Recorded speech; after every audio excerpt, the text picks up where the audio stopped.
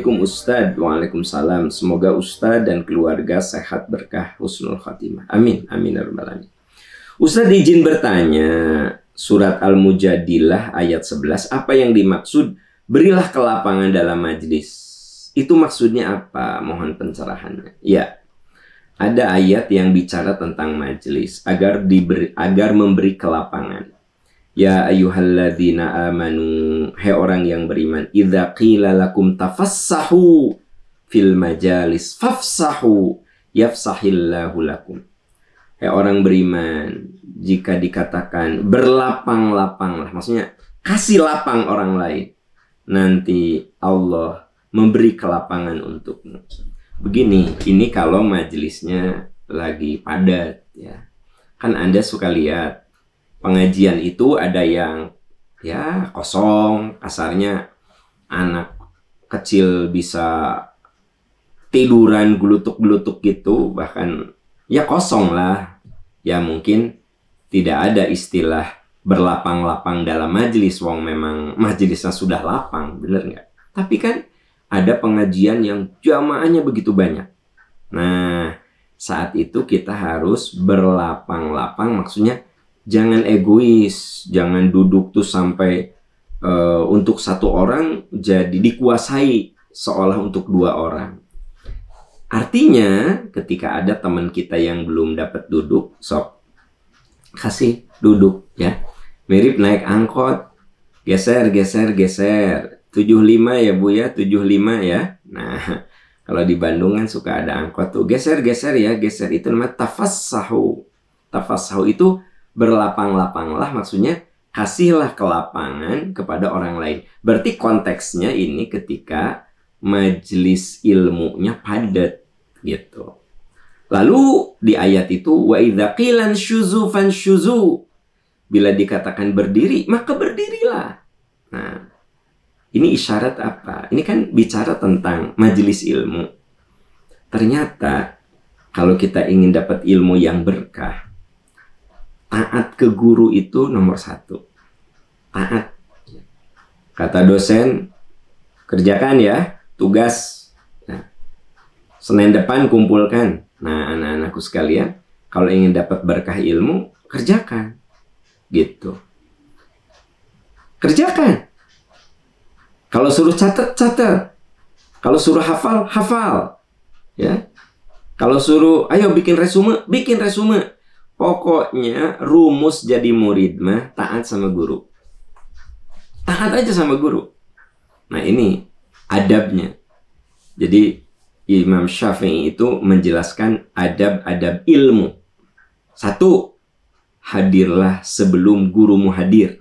Nah, biasakan kalau kita hadir itu sebelum guru kita hadir. Mulai jam 7. Nah, setengah 7 udah hadir kita. Jam 7 kurang seperempat, pokoknya hadirlah sebelum gurumu hadir. Ya. Yang kedua, taat apa yang diperintahkan oleh guru. Nah, di sini dikatakan wa idza qilan syuzu, bila dikatakan oleh gurunya. Kan ini bicara tentang majelis ilmu. Unshuzu, berdiri. Fanshuzu, berdirilah. Ya, duduklah. Gitu. Dengerinlah. Kerjakanlah. Hafalkan ya, hafalkan. Nah, ini adab kalau kita ingin ilmu berkah. Hadir sebelum gurumu hadir. Taat pada apa yang dikatakan gurumu selama yang dikatakannya benar. Ya. 3, catat. Karena al ilmu swaidun. Ilmu itu seperti binatang buruan. Kalau kita berburu, ya, berburu ikan, mancing ikan, begitu dapat harus ada tempat menyimpan hasil buruan, benar nggak sih? Gitu. Nah, kita berburu ilmu, ikat ilmumu itu bil kitabah. Catat ilmu itu. Jadi ternyata ilmu itu kudu dicatat. Kenapa? Memori kita ada keterbatasan. Sebagus-bagusnya memori kita, kadang lupa. Kadang tidak konsen. Maka catatlah. Sekarang kan yang namanya nyatet itu bisa nyatet begini, bisa merekam, pokoknya abadikan gitu. Catatlah. Gitu. Ya. Nah, jadi satu, hadirlah sebelum gurumu hadir. Ya. Dua, taati perintah gurumu. Ini di dalam tafsir dikatakan taati maksudnya kita menghormati dan memuliakan guru kita. Kan orang kalau taat itu kan artinya menghormati ya. Kata guru, coba tulis 10 baris ya. Ini Pak, iya kerjakan 10 baris. Tulis. Tulis Pak. Itu berarti menghormati. Ta'zim namanya. Nah, terus catatlah. Al-ilmu soidun. Ilmu itu seperti binatang buruan. Qayyid suyudaka bil kitabah. Ikat ilmumu itu dengan tulisan. Ikat ilmumu itu dengan tulisan. Nah, orang sehebat apapun cuma ngomong saja. Kalau tidak menulis buku, maka omongannya menguap. Ya. Saya teringat almarhum Buya Hamka. Kan Buya Hamka itu tulisannya banyak sekali. Yang paling monumental kan tafsir Al-Azhar ya. Anda kalau tahu almarhum Buya Hamka, itu ada tafsir yang sekarang ini masih ada. Buya Hamkanya sudah wafat puluhan tahun lalu.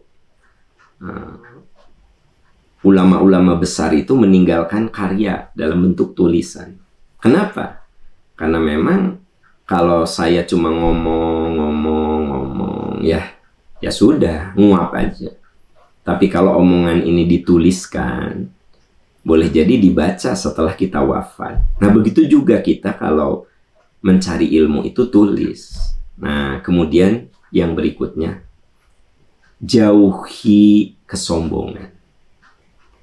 Kenapa? Kesombongan seperti apa? Gini nih, guru kita lagi ngomong, ya, hati kita bilang, aku mah udah tahu yang gini mah. Nah, ya nggak? Saya dengerin Anda ceramah, terus hati saya bilang, saya mah udah tahu yang gini mah. Nah, itu teh sombong. Maka Allah tidak akan memberi keberkahan ilmu kepada orang sombong. Saya udah paham makna Al-Fatihah itu. Tapi begitu di khutbah Jumat ada yang ngebahas Al-Fatihah, saya dengerin seolah-olah itu suatu hal yang baru untuk saya. Maka walaupun saya sudah ngerti surat Fatihah, sudah ngelotok, tapi kalau ada kerendahan hati untuk mendengarkan dan membuka hati saya sama sekali tidak terbersit, membahas Al-Fatihah aku juga udah tahu. Nah, kata Imam Syafi'i, orang kayak gini mah nggak akan diberi berkah ilmu. Karena belum apa-apa, dia sudah sombong.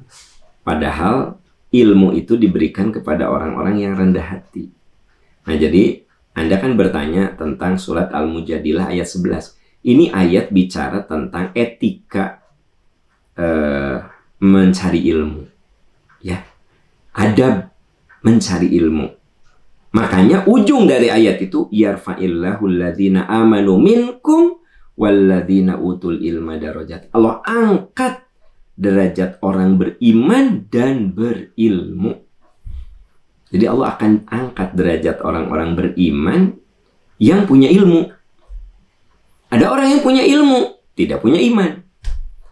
Jadi yang dimaksud dengan Allah memuliakan orang berilmu itu bila ilmu itu dibarengi dengan iman, maka Allah muliakan dia. Nah, untuk supaya dapat kemuliaan ilmu, saudara-saudaraku tercinta, di Al-Mujadilah ini dijelaskan adab-adabnya.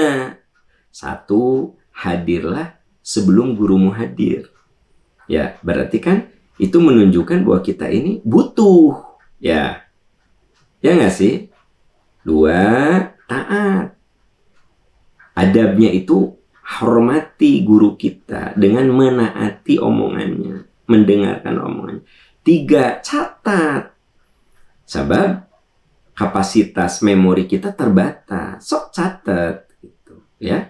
Nah, yang keempat, hindari kesombongan. Jangan bilang gini, aku mah udah tahu yang kayak begini mah. Oh, aku mah udah tahu lah cara wudhu Nabi mah, gitu. Jadi ada orang ceramah tentang cara berwudhu Nabi. Oh, orang mah geus tahu lah, orang mah geus nyaho. Nah, aku mah udah tahu. Itu kesombongan.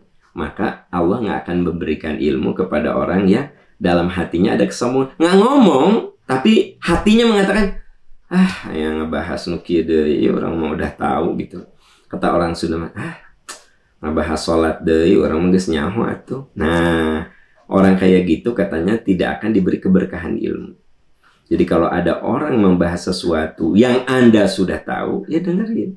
Maka Allah akan membukakan keberkahan. Mungkin omongannya itu Anda paham, tapi ada kalimat yang menginspirasi Anda gitu, ya. Itu yang dimaksud yang Anda tanyakan surat Al-Mujadilah ayat 11.